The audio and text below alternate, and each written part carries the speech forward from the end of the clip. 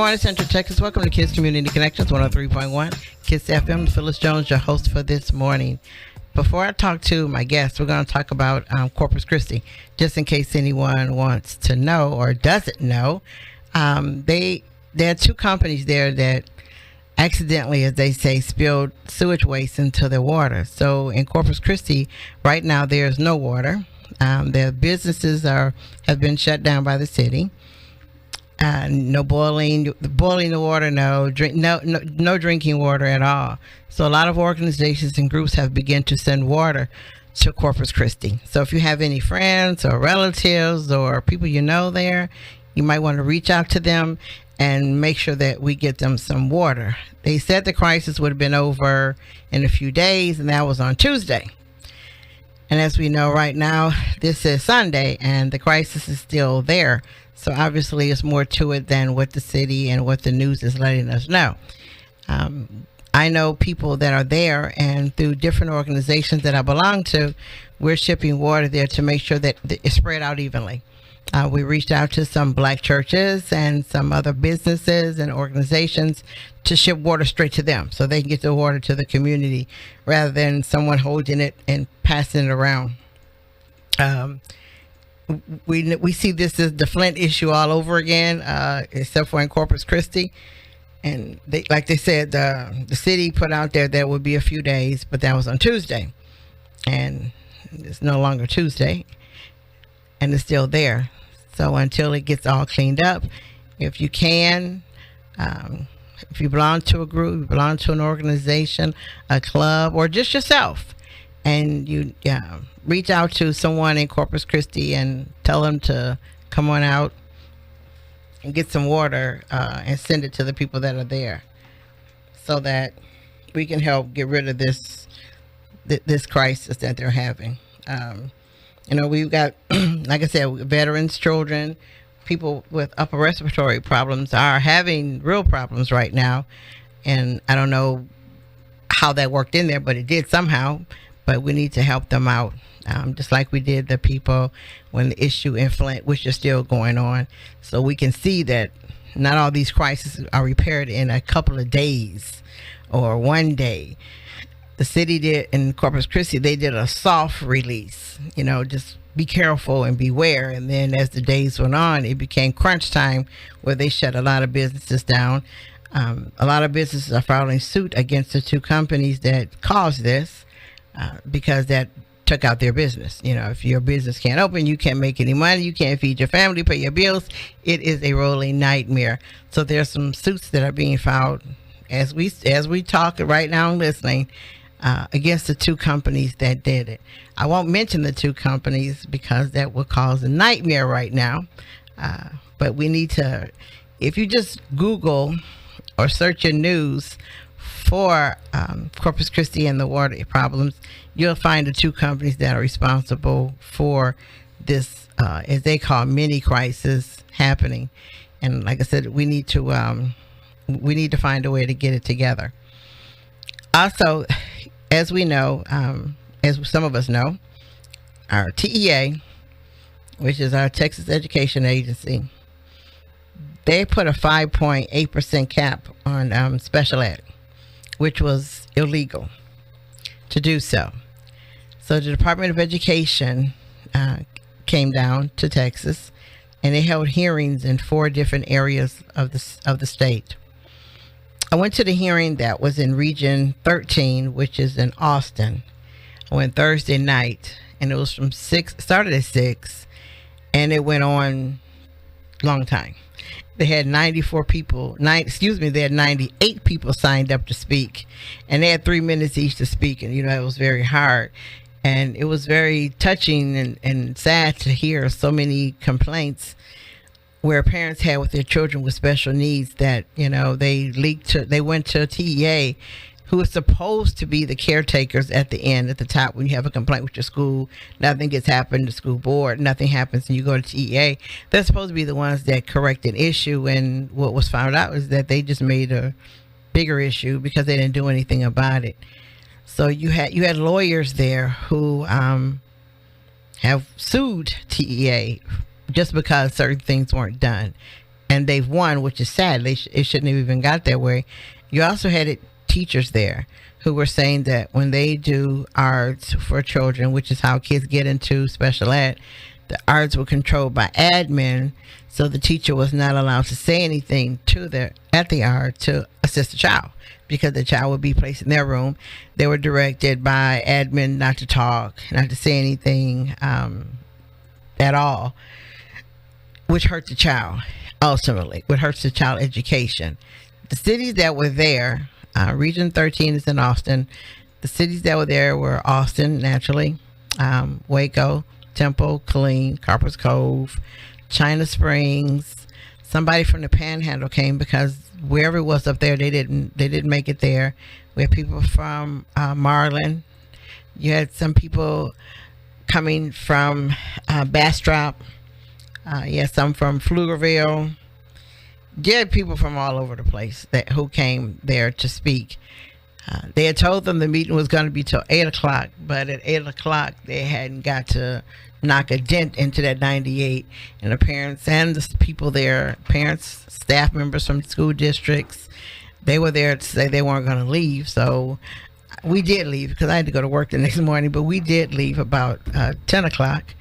And they still weren't halfway through with talking to the parents and the stories they had given. It was really sad to see that, not to say that the district's always wrong and parents are always right, but a number of problems and issues that they were brought up, it just doesn't make sense that all this is going on. And basically, if we're here to educate children, we should do so. If children deserve services, we should get them. But putting a cap on special ed is ridiculous, because as we know, as time goes on, more and more kids are in special ed. And, special ed doesn't mean something's wrong with your child. Your child can be in special ed for just a speech. Or just a learner that's a little bit behind or need a little extra push, that need a service of special ed. So I'm not talking about kids that are actually always in a special ed class. You also have special children who need just the services.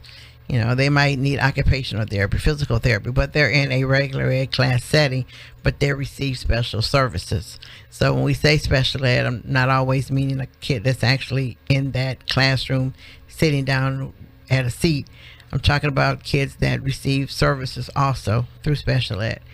But if you have any concerns or anything that's going on that you having a problem or need a question to, hit me up on my Facebook page. There's a I have one page of Kids Community Connections, and then I have my own, Phyllis Jones. Hit me up on Facebook, and I'll see what we can do to help you out. Because the bottom line is, our kids need to be served. I mean, that's actually the entire bottom line issue, is our kids need to be served if they need it, and the parents don't know how. We need to teach them. What I didn't see there was, I didn't see a lot of Hispanic parents there. I was shocked to see that, because there are equal issues across the board, but I didn't see many of the parents there. So I find that to be another issue of why they weren't there. So myself, I will contact the members of LULAC, which is League of Latin American Citizens, and find out why weren't they there. Because I know we serve as special ed children that are of a Hispanic background, but somehow I know that they weren't there, and I don't know why. But we'll talk about that later. And like I said, if you have any questions or concerns about special ed, or if you're having an issue, hit me up on Facebook, and I'll guide you to the person that you actually need to sit down and talk to. And yes, there were law firms there also, and the law firms were talking about the cases that they've had to handle from parents through school districts across Texas, and end up at TEA, where they didn't get any help either. In fact, one of the lawyers asked the director of TEA would he step down that night. Kind of rough, but he asked him to step down. He said, because you're not doing your job. And we found out the Department of Education gave Texas $1 billion for special ed.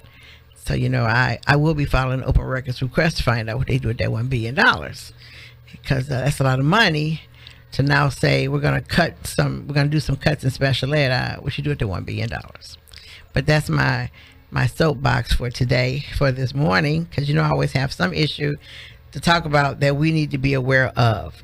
But number one, the crisis in Corpus Christi, reach out. Everybody reach out. A gallon of water doesn't even cost $1.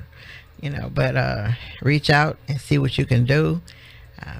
I know the time of the holidays are here, and it is a time of giving, so we need to give where it's needed at.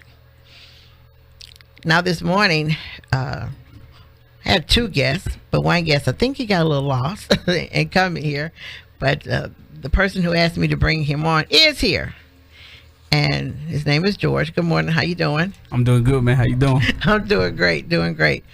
Although this is my weather is, my weather's on its way, and anyway, the weather is here. I'm loving it, and I want to keep it. But George is from, originally from Liberia. Yeah, you are from Liberia. Yes, ma'am. but the organization you're from is the Liberia Organization of Killeen. Okay. And when did it start? The Liberia Organization of Killeen started back in 2000. I'm guessing 2010, 2011. But okay. I've been a member since 2012 when I got stationed down here. What's your position? I'm the publicity chairman. And you do of the organization.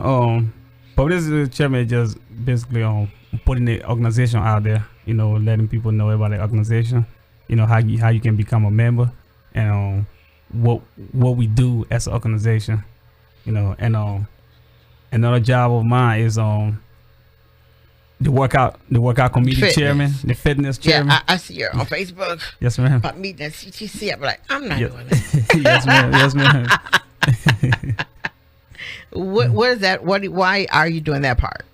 Well, I feel like we as a community as a whole, we need to be fit, and regardless of me being the army, I feel like if you're healthy, if you're fit and healthy, you want your family to be fit and healthy as well. You can't just be the only person that.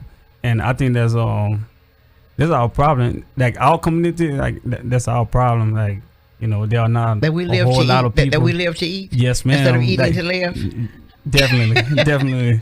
So I just want to reach out to everybody. It's not just local. I want to reach out to everybody. If you have time, you want to come out, and work out. It's free.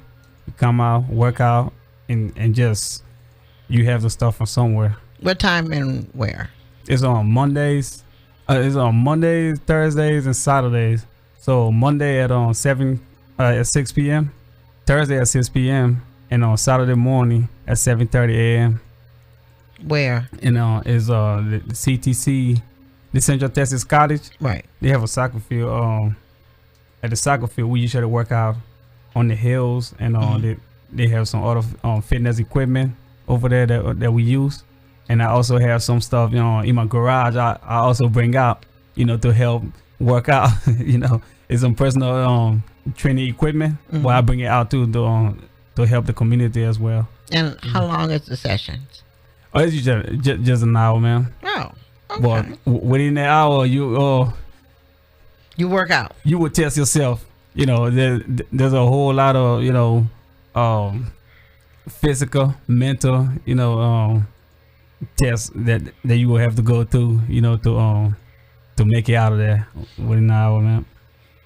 But myself, I do that hard cardio at 5 o'clock in the morning. Yes, ma'am. Because it helps me out through the day. If I do that in the evening, I'll stay up all night. Oh yeah, I'm that one. If I did it in the evening, I would be up all night long. Keep you all night. Yeah, I would be up all night, and I'll be fine. Yes, but I would just be up all night because that would have energized me for the whole night instead of in the morning. So I have to do it at 5 o'clock in the morning. That way, my day is rolling fast, and by the time I should shut down, I'm ready to shut down.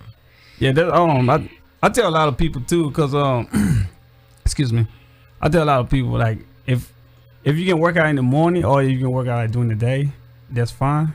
But you should learn, like, the eating habits at nighttime. just because you're not working out at nighttime, you can still move around. You can still do certain things that can help, keep that. If you're doing that cardiorespiratory endurance, you can keep that up. But the eating part is the worst part when it comes to our community. If you eat at night and you just going to sleep without working out or without doing any kind of exercise, they're gonna build up on you, and it has a lasting impact, on your health. Yeah, because your body goes, yes, yes, ma'am. They fed me, but I think everybody needs to also know their cutoff time. Yes, ma'am. Because your body tells you your cutoff time for eating. Yes, ma'am. It tells you it. Or either it'll tell you it when you're doing it, or it'll tell you in the morning when you get on that scale. But yes, everybody's body has a cutoff time before that you should not eat after that time, because your body's going to store it over instead of getting rid of it. And I'm a certified master fitness trainer. Oh, okay. So like I'm trying to use that to help out the community, instead of, I'm not knocking anybody who goes to the gym to pay for, workout session. But, that if you have a certified person that's charging you nothing, you should show up. You should show up. You should take advantage of it, and it's a pretty good, it's a pretty good session. Okay. So, but, to expand on what you said earlier, about the cutoff time. Yeah, everybody know that limit. Everybody know that cutoff time. Right. But sometimes like we know it. Like for example, if I'm a guy that like to drink a lot, and I know it's bad for me. I drink 7 days a week. It's bad for you, but you still do it. And then on Monday, like I'm gonna use that as an example. Like I drink 7 days a week, or all weekend long, and then on Monday, I can't expect to go to PT in the morning to go run 4 or 5 miles and be at my best. It doesn't happen. It doesn't work like that. So I think we should take that into consideration. Like you can eat, you can drink, you can party, you can have fun, but it's a limit to that. Your body gonna tell you. Yes, ma'am. And it's much like the other day I was with some friends. Okay, my cutoff time is 4 o'clock. Yes, ma'am. That actually is. After 4 o'clock, I can do raw vegetables, fruit, but no food that I don't do that. Mm-hmm. And I drink teas that I make. Mm-hmm. But one evening, we were coming back from somewhere. It was late, and I was with 4 other people. So 3 of them said we're hungry, we want to sit down and eat. So then they kept saying, well, no, Phyllis doesn't eat, so she'll feel bad. I'm like, no, actually, it's fine with me. Yeah. I say, no, go ahead and eat. I'm fine. I'll just get something to drink. Yes, I'm fine. And they were sitting there eating. They go like, us eating is not making you hungry. No, I'm fine. But I told them I had to get to that point. I said, because used to be, I would have ate with them. I'm like, forget, I'm eating with y'all. I say, but now I'm fine with the fact of you all can sit there and eat. It doesn't bother me nothing. As long as I have something to drink, I'm cool. Yes, ma'am. I'm fine. I used to starve myself, like, because I'm a boxer. So I used to starve myself like throughout the day and try to make weight, but I was told when I was in certification training, I was told, you need to eat throughout the day, but in small portions. Yeah. To speed out the metabolism. And I think that's the best idea I got so far. That's the best, information I've received so far. And now like it feels like, the weight comes off easily. Yeah. Your body, is just you feel better. To eat throughout the day, you get it. You have strength. And also it burns out. It breaks down those food easily. I was doing good with the vegetables in the evening until I read. Not to say it's true or not, but anyway. I follow a Dr. Sebi. Dr. Sebi? Yeah. Yes, ma'am. I was doing good until I thought broccoli and cauliflower were good for me. Yes, ma'am. Until I read his site and he said they were GMOs. Yeah. So I had to kick those people to the curb. It was really hard because I liked them. But I thought beans. I used to think beans was good for me too. You know, until you read Dr. Sebi.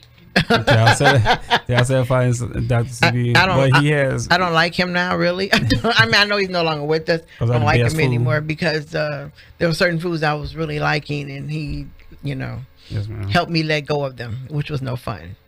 But I realized that in our health, if we're going to be healthy, we need to be careful of GMO foods that we're eating, because we assume that some of them were not. And if you research some of the foods you're eating, you find out that it is genetically modified. Yes, ma'am. That's what I think. I think organic food, and once again, I'm not knocking, you know, anybody who eat like regular food and stuff. But I think organic food is the best way to go. But you gotta check that, because sometimes it says so and it actually it's not. Yeah. So yeah. I mean, do your research, find the best organic store, and you can add that to your diet. Yeah. You know, and but I think it defeats the purpose if you eat bad like 6 days a week, and then you eat organic like one day a week. There's, you know, excuse me. And think you've done something. Yes, but let's go back to your organization to look. Yes, do I have to be of Liberian descent to be a member? No, ma'am. So, because people always think that you have to be part of certain groups. Yes, ma'am. There's a stereotype that was out there, and that's one of the reasons why I'm here. You know, to break that stereotype.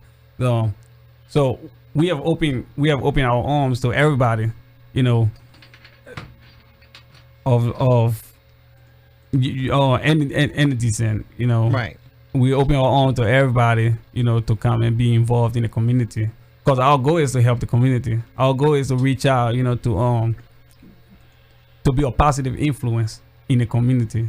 So it doesn't have to be limited to a certain group of people, right? You know, to do good things.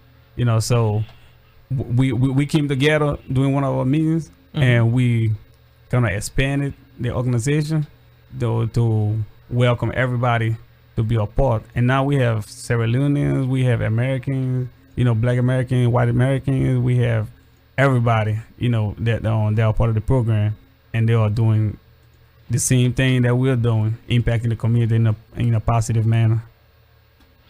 You know, the weird thing, and I know you hear it, I'll say, yeah, we hear it, but I know you hear it just as well as some of us do, is that what you gonna call it? That our people that are from Africa. I mean, we know all of us are, but yes, ma'am. Think they're better than the ones that are not. Yeah. We hear that. Yes, ma'am. And it's hilariously cute. But do you hear that? Well, yes, ma'am. I hear that all the time. And I laugh when I hear it. I'm like, for real? Okay, fine. Thank you very much. Now, I'll admit, in Germany, I did face that. Yes, ma'am. When I was in Germany and I met some people from Africa, they did assume that they were better than us. Mm-hmm. So me and him went through history, and I let him know, you know, through history, I can prove you wrong real fast. Yes, ma'am. But here, you don't find that. Yes, ma'am. I think that's some of the stereotypes that we have to deal with, that we have been dealing with like over the years. And I've met people like that, and you know, I know people that there's nothing like that. You know, even me growing up in Africa, like I always thought, you know, black is black, white is white. You know, but you know, the only race on earth is the human race. You know, you treat the next man how you want to be treated, and I think that has stuck with me. You know, throughout the years, but I think it's just a cultural difference. You know. Like me growing up in Liberia, it's certain things you just can't do. Right. It's certain way you just can't approach a certain individual, or it's certain way you can't approach some people. Right. You know, and on the Western side, you know, it's different. You know, like and some of the things are the same. Some of the things are the same. Like respect is respect, regardless of where you are. You know, but some part of Africa is different. Yeah. You know, like how we treat our elders, right. How we treat women and stuff. Right. Like it's something that's, you know, pushed into your head. Like right. is you grow up thinking that, you know, and when I see the old lady, I gotta cross the street, I gotta help her cross the street. Right. And it's the same thing here in, like, you know, in America here, you know, it's the same way, but it's not spread out throughout the communities though. We have you know? cultural differences within, I'll say, in us, it's North and South. Okay. Yes, ma'am. Because Yeah. I'm a Yankee. I'm a devout Yankee. Yes, ma'am. That's it. But certain things I was raised not to do. Yes, ma'am. You move to, in Texas, it's still South for us. Yes, ma'am. You move South and you find out they do it, and you're like, really, for real? Okay, fine. Yeah, okay. I wasn't raised to say that. I wasn't raised to do that. Yes, ma'am. But really, okay, so we have cultural differences within ourselves based on where you were from. What? Which is weird. It's weird, but when you think about it, it's actually right. Because when those of us move north, Yes, ma'am. to a new country, and actually basically a new land, things were all different. So you adapted to that difference. And sometimes, like, it's some of the things, you know, if how do I put this? Like, people think African are better than American, or like Black American. Like, African feel that they're better than Black American, and Black American feel that they're better than Because you're African. straight up African and we're mixed. And then, I mean, and that's what it is. It was because we're mixed. We're more of us are mixed than you are. So people would think that, yeah. And sometimes, like, it's a big idea, it's a big misunderstanding about who's African American and who's American and who's Black American. Like, some African feel that you should say, "Oh, I'm Black American, not African American. You're not from Africa." And I'm like, no, that we are all African. So African American, it doesn't matter who you are. Like, I don't even see it as African American. Like, from my perspective, I just see it as, you know, the Black race, the Negro race, you know, and I just go from there. If you Black, you Black. You white, you white. You know, well, I treat you like a human, and you should do the same in return. What I'm glad of now is that, look, Yes, ma'am. I be an organization. I'm glad that I met you all. Yes, ma'am. Because we're one instead of two. Two, yes, ma'am. Because before you all were over there and we were over here, and we didn't know you existed. Yes. And you all probably kind of know who we, but you know what I mean. The merge wasn't there. The come on over wasn't there. Okay. You know what I mean? Because the come on in, come on over. Let's do this. That was never there. It never happened. So now that it has happened, I'm glad to see we are all one. Yes, ma'am. Instead of you doing what you do here and we do what we do there, and we don't know how to merge together. Yes, man. And that was one of the reasons why I decided to come over here, because when I saw the post about the Corpus Christi crisis, right? You know, I wanted to find out how we can reach out as a community. Yeah. You know, and that's one of the reasons why I came out here. And if you can help us, you know, with the information, help them, yes. And we can definitely reach out, you know, to help people over there, you know, cause it's a unfortunate situation, you know, and it's very bad, you know, like around this time, you know, it's a holiday, you know, the holiday is coming, and you know, everybody's supposed to be enjoying the time with the family and friends, and now this is going on, so we want to help out the best we can. And it's hard trying to explain things to kids. Yes, such yes, as ma'am. you can't use the word I what? I can't use the word. You can't use why? it. You can't use the water for the next few days. Yeah, it's hard to tell a kid that. It's hard to tell us that. We more so can get it, but your children, that doesn't compute. You know, that's like I can't do it. Why not? You know, they got the 50 million questions to which they deserve an answer to, but it's hard to tell a kid that. There's a lot of things we do with water. People take that for granted, but there's a lot of things. It's a lot of things we do with water that you won't understand until you're in a situation where you need water, and you're like, wow, now my kid's crying. I can't feed a kid, you know, because I don't have water, and kids don't stop crying when they're hungry. To you know. but you think if they're having a water shortage, Yes, ma'am. water shortage leads to no juices and no other drinks also. Yes, ma'am. Because if you don't have water, you're gonna go and buy whatever else there is to drink because you gotta have something. Yes, ma'am. And then hygiene, you know. Yeah. You gotta make sure you take out hygiene, or else, you know, something else gonna add to that. And you're gonna have to worry about sickness, you know, everything else that's not, you know, that you don't want.